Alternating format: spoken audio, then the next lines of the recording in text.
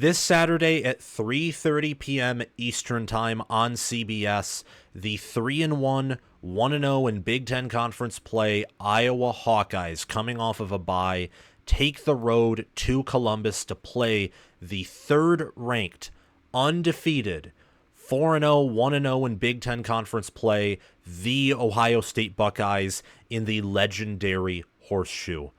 Ohio State right now is the favorite to win the Big Ten. They're the highest ranked team in the Big Ten. They look dominant. They've controlled and blown out all of their opponents. And Iowa is the toughest team they have played. The Hawkeyes play elite defense, as always. They have great special teams as well. They are fundamental, they are sound, they tackle well, and this season, they finally have, for the first time in a while, an elite running back and a great offensive line. So today, I'm your host, College Football with Sam. Welcome back, and we are going to be discussing Iowa versus Ohio State, and I'm going to give you my preview, prediction, and everything that's included with that. But before we get to that topic, I want you, yes, you, to like the video, to subscribe to the channel, to click the notification bell, comment your thoughts down below, share this channel around with others who love college football, and in regards to commenting, include a score prediction for this game, include a few key points that you think will be showcased in this matchup, some critical moments, an underrated matchup between an Iowa and Ohio State position group, and where you think the direction of the two teams are heading. Do you think Ohio State and Iowa are both trending up? Do you think Iowa is trending down or will trend down after what is predicted to be a loss? Ohio State is favored by 20.5 points, and they opened up laying 23.5 points. The line has come down by a whole 3 points here. So let me know in the comments section. And again, like, subscribe, hit the bell, join our Discord server via the link in the description or down below in the pinned comment where we talk college football 24/7. You won't want to miss that. And let's dive right in. And first and foremost, we like to look at things from a bird's eye view. We like to see the forest and see the city and the roads and the topography before we dive in and get into the details and look at the specifics, like for the forest analogy, the animals, the leaves, the mosses, and for the city analogy, the different buildings and different shops and people. But looking at this from a bird's eye view, you can obviously tell why Ohio State is favored by such a big number. They're the number one team in S&P Plus, viewed as 30.3 points better than the average college football team. In FPI, they are fourth. They're viewed as 26.9 points superior to the average college football team. Actually, no, they're not fourth. They're third. They're behind Alabama and Texas in FPI. Iowa, meanwhile, is actually top 25 in both FPI and S&P Plus, which has not been the case oftentimes in previous seasons, but they're not at Ohio State's level. Iowa's only viewed as 9.3 points superior to the average college football team in FPI and 15.6 points superior to the average college football team in S&P Plus. I find it interesting that while FPI and S&P Plus, and yes, they are different systems, they're pretty much in agreement about Ohio State, that they're one of the best teams in the country, that they're a national championship contender, and one of the few teams that looks like they can win it in what is a clearly down year. There's no better evidence that this is a down year in college football than the fact that the voters decided to place Michigan inside of the top 10 at number 10. Nothing represents that opinion of mine better. And maybe after this weekend, that'll change because there's a good chance they'll fall to Washington, who they're an underdog against. But with Iowa, there's nearly a touchdown gap in FPI and S&P Plus, and the systems aren't the same, so you can't perfectly compare them. But I do find that interesting because I myself am more in agreement with, let's say, S&P Plus and how they view Iowa as a clear top 20 team, as opposed to FPI, who views them as a fringe top 25 team. And I'll get into more of why I believe that Iowa is undervalued relative to the polls and many people's expectations throughout this video. But Ohio State's clearly the better team, and that with home field advantage, which typically in spread terms is about 3 for every game. If you want to get into the nitty-gritty of it, I think for a stadium like Ohio Stadium, the Horseshoe, home field advantage is probably closer to a whole touchdown rather than just a field goal because of the noise and the environment and how it's a double-deck stadium, so it traps noise and does a pretty good job of doing that. And crowd noise is a huge factor. It just is that benefits the home team, especially for these stadiums that have 100,000-plus capacity. And you also see how Ohio State's the superior team in points per play margin. Points per play margin is simply per play. How much more do you score per play as opposed to how much do your opponents score per play? So Ohio State's 0.611 points per play margin basically says for every point that Ohio State, or not every point that Ohio State scores, but for every play Ohio State executes relative to every play their opponent executes, they score 0.611 more points. And the Michigan State game is a representation of that, where Michigan State was able to get into Ohio State territory in that first half, but they made several turnovers. And Ohio State overall is not just more explosive and more talented than their opponents, but they're also more efficient and better coached than the opponents they have faced thus far. Iowa has a 0.115 points per play margin. And Iowa's offense has performed at a much higher level than in 2022 or 2023, and I'd say even 2021. Their defense has been a little bit shaky to start off, but I think that the Minnesota game marked improvements, and I think throughout the season this defense is going to get better. Iowa scores 0.115 more points compared to their opponent when you look at a play-by-play basis. So both teams on an average basis do beat their opponents. No one's getting blown out here. Iowa, as I will show you, is doing Iowa things where despite the improvements on offense, they're still controlling the clock and game controlling their opponents to death. Ohio State can game control their opponents to death, but they don't have to, and they haven't really showcased that ability. At times they have. Other times it's just touchdown, typically from Jeremiah Smith.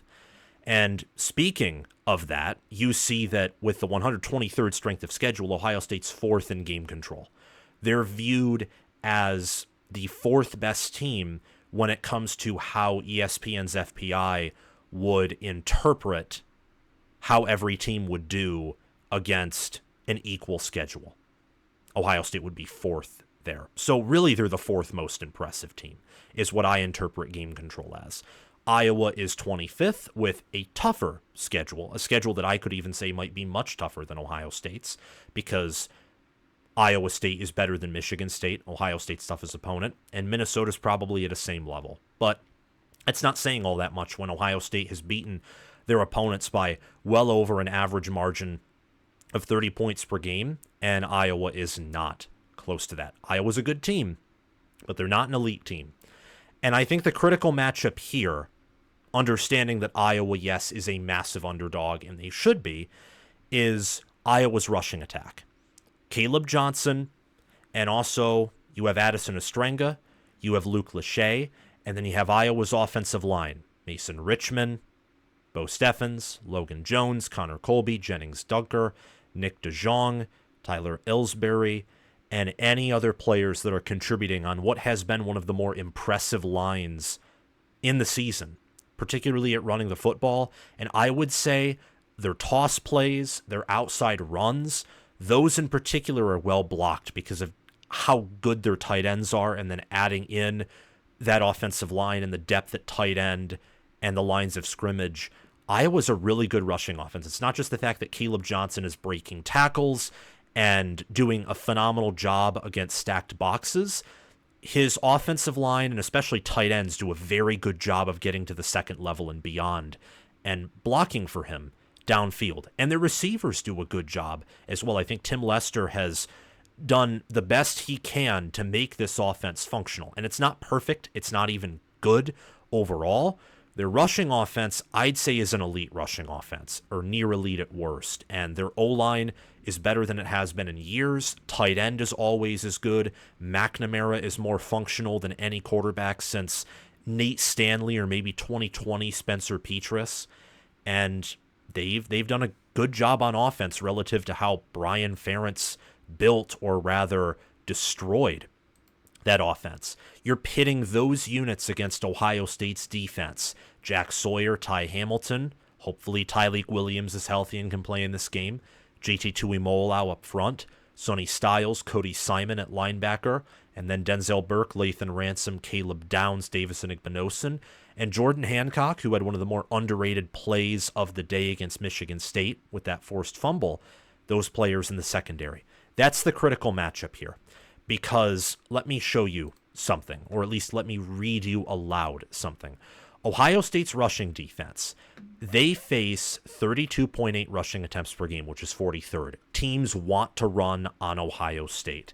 And look, to a certain degree, especially in short yardage, I do think that Ohio State's a little bit vulnerable. However, they're only allowing 63 rushing yards per game, 4 rushing first downs per game, and 1.9 yards per carry. Of course, sack yardage is included in that, and Ohio State's pass rush is better than it was last year. They have 13 sacks in 4 games, so averaging just around 3 sacks per game. Granted, again, weak strength of schedule, but I think the D-line and the pass rush is better than it was last year. Got more athleticism, got more pursuit. Jack Sawyer is one of the best DNs in the nation.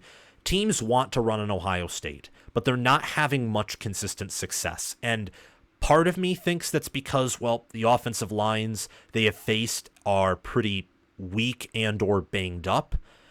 And the running backs they faced outside of Michigan State's and maybe Marshall's have not been that good. Another factor is that Ohio State's offense is so good that they score. And if you don't score on them first and they get ahead of you, well, then all you want to do is throw. So Ohio State plays themselves out of having to defend the run, which is, it's brilliant. And it also shows how good their offense is, regardless of competition. But Iowa's rushing offense, take a listen to this, 42.7 attempts per game, which is 17th, 253.3 rushing yards per game, which is 6th, 5.9 yards per carry, which is 10th. And their yards percentage, offense total, 69.15% of it is on the ground. Iowa's very much like Michigan in regard to the offense, except I think they're better at passing the ball, most notably. And I think in a way, they're better at running the football. I think their offensive line's more consistent. Their tight ends right now, I would say, are deeper, given that Colston Loveland has had some questionable health due to injury. And they have one of the best rushing attacks in the country. I mean, Minnesota, I think, has some good players on their defensive front. And Iowa State's defense with John Heacock, Ohio State fans know a relative of John Heacock, who was Jim Tressel's defensive coordinator. At least I think they're related. That defense is nothing to toy with, even though it is a 3-3-5 and doesn't typically have a reputation of doing well against the run. But just some numbers in that critical matchup to pay attention to. Offensively, I would take Iowa at tight end, and I would take them on the offensive line. For Ohio State, quarterback, Will Howard's been really good, and Cade McNamara is not as bad as he was last year, but he's not good right now. Quarterback's easily Ohio State. That's an easy lock. Running back, I'd say Caleb Johnson right now is having the most impressive season out of any running backs in these two rooms. But when you have Travion Henderson and you have Quinshon Judkins, who are at Caleb Johnson's level, maybe not in terms of expected performance or relative performance so far, but they're pretty close there, and we know that they have NFL talent. 2 of them versus 1 guy who's carrying the team, you'd rather have this running back room with 2 studs as opposed to 1. And James Peoples is pretty good for being a freshman as well. It's the same thing with Iowa, who has a Jason Patterson, who's an impressive running back, and then Kamari Moulton, who's redshirt freshman. Both of these running back rooms are really good.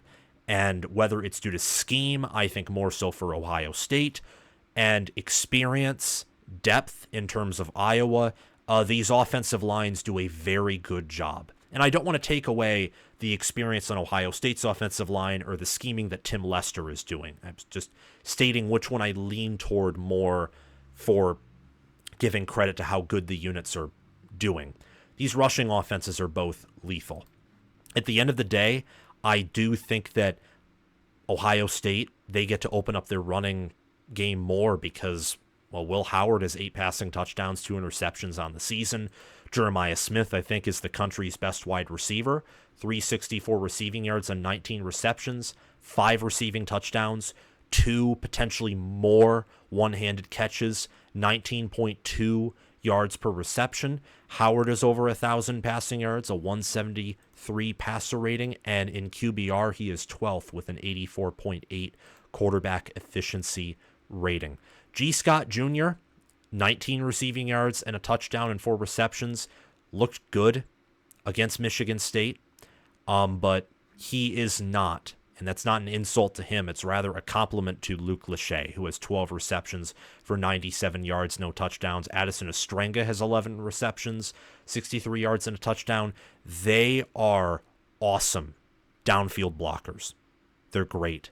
They're hardworking, and they keep up.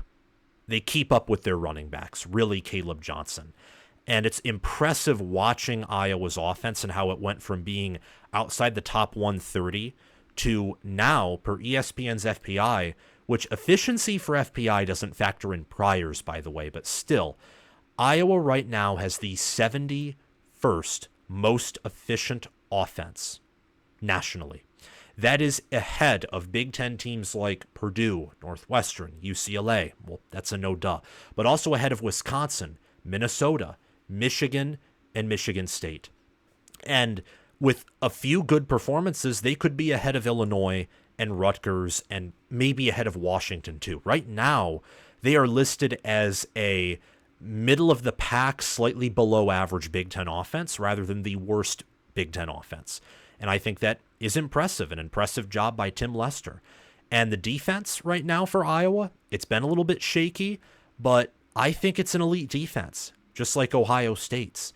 And speaking of defense, we got to talk about defense now, and about Jim Knowles and about Phil Parker, who are some of the best, maybe the 2 best defensive coordinators in all of college football. I would take Iowa at linebacker with Nick Jackson and also with Jay Higgins. And I don't think there's much of a question there. Ohio State does have some inexperience, some experience with Cody Simon, but also some inexperience with CJ Hicks and Sonny Styles at linebacker. You see that compared to last year. I think Ohio State's weaker at linebacker, but stronger on the defensive line and also stronger at the secondary. You look at Jay Higgins and Nick Jackson, they've already combined for darn near 60 tackles and a sack, 5 passes defended, 2 interceptions, and a forced fumble. Iowa's also doing a better job on defense of forcing turnovers. Last season, they didn't even average 1 forced turnover per game. They have 5 interceptions, 2 fumble recoveries, so almost 2 recovered turnovers per game, and they have 2 additional forced fumbles. So Phil Parker, as I said in the preseason, he was going to focus on that, focus on getting more turnovers to give the offense more possessions, more opportunities to score, and also, well, a caught ball for the defense means the defense gets to get off the field and rest. A tipped ball, while a good play, means the defense may have to stay on the field for not just an additional play or so, but potentially an entire long, dragged-out drive. So it's good that Iowa is better at forcing turnovers. They have allowed some deep passing plays this season, but it's like Michigan last year, and sometimes how they had busts in their secondary, like 1 per game. It ultimately is not going to be the reason why they will lose a game. Against Iowa State, yes, I could say that maybe that was a big reason why. But also was the decision to go for 2. Also was the drops or overthrows that Cade McNamara had. And other things in that game. The fact that it didn't just happen once in that game, it happened multiple times that Iowa State with Rocco Becht and Jalen Noel and Jaden Higgins got downfield. And that's a concern for Iowa in this game because Ohio State has that same, if not a greater, and I'd say greater, high-octane passing capability than Iowa State does. And Iowa State was able to get behind this Iowa defense. I take OSU at defensive tackle. I still think Ohio State at defensive tackle is better than defensive end. I think that they are deeper there. I think that their ceiling and floor is higher at those positions. I think the defensive tackle room last year was actually the unsung hero of Ohio State's defensive line. And I think it's going to be the same thing this season. And they're going to have to step up bigger, in a bigger way this season than last year because of some of the inexperience at linebacker and some of the bad angles that others and myself have noticed Sonny Styles and the linebackers taking overall. But you look at Ty Hamilton, Tyleik Williams, they grade out higher than Aaron Graves and Yaya Black, who I still think make up one of the better D-tackle rooms in the country. At DB is an area that I find to be intriguing. Jermari Harris is having one of the best seasons for a cornerback in the entire country. He's one of the highest rated corners per Pro Football Focus. Jermari Harris right now, he has 2 interceptions, 5 passes defended, a touchdown, 9 total tackles. It seems like people have tried to pick on him and it hasn't really worked.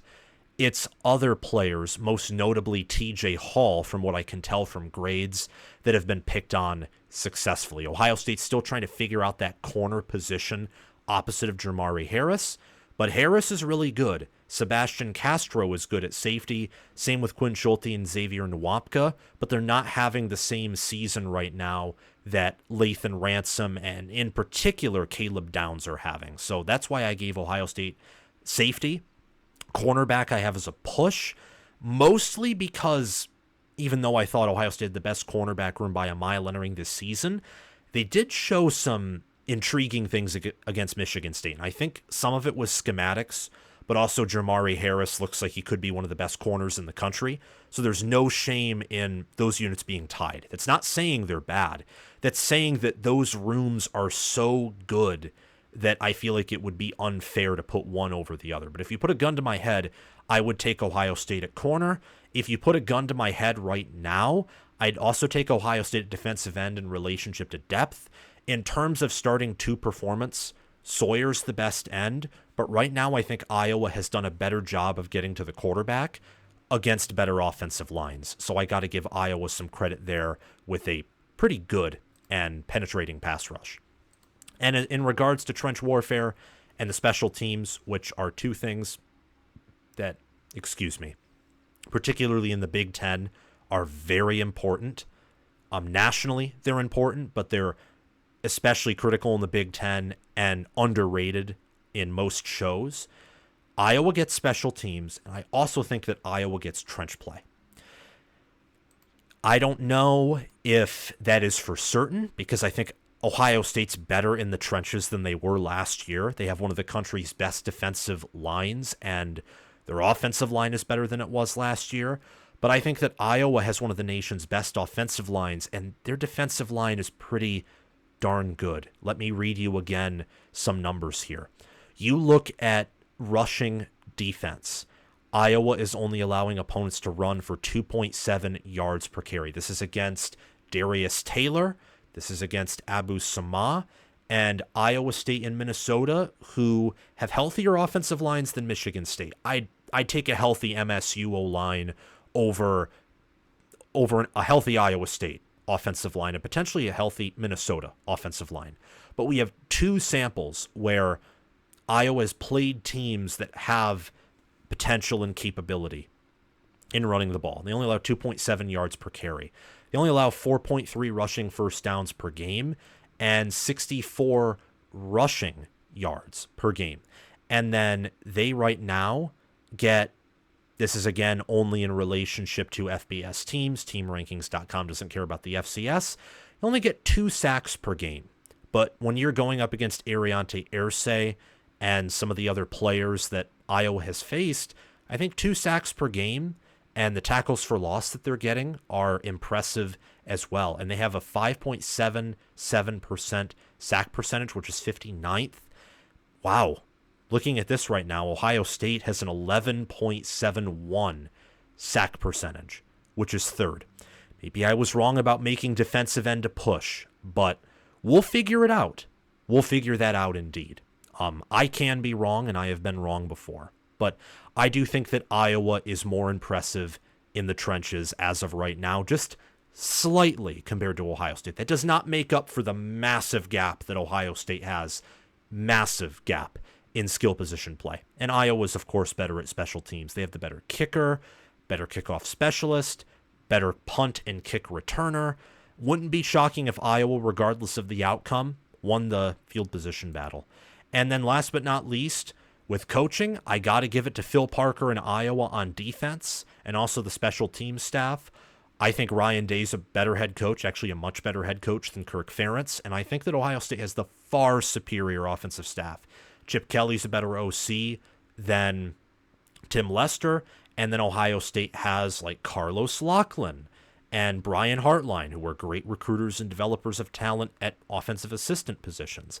For strength and conditioning, Iowa's strength and conditioning program, I think, has gotten better over the years, and I think that's all culminated in their offensive line and how it's performing this season. Ohio State's, they haven't played anyone yet, and I have been known for saying that I think Ohio State's strength and conditioning isn't good enough for the level that they want to play at.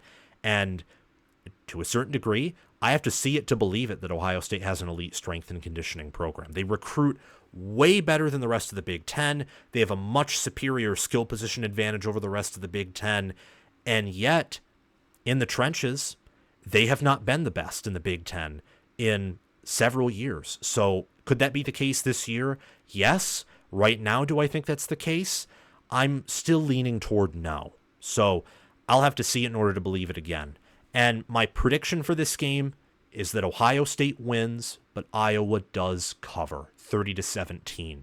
I think that with Oregon being the following weekend, and with Iowa getting a bye, and the rushing offense and the blocking they have in the trenches and at tight end, and the fact that this is the best defense by a mile that Ohio State's played, I feel like the Buckeyes could get punched in the mouth for 2 to 3 quarters. But I think that being at home, having the better coaching, being the more balanced team, and having better depth, and especially much more explosiveness at skill position, I think that they'll pull through.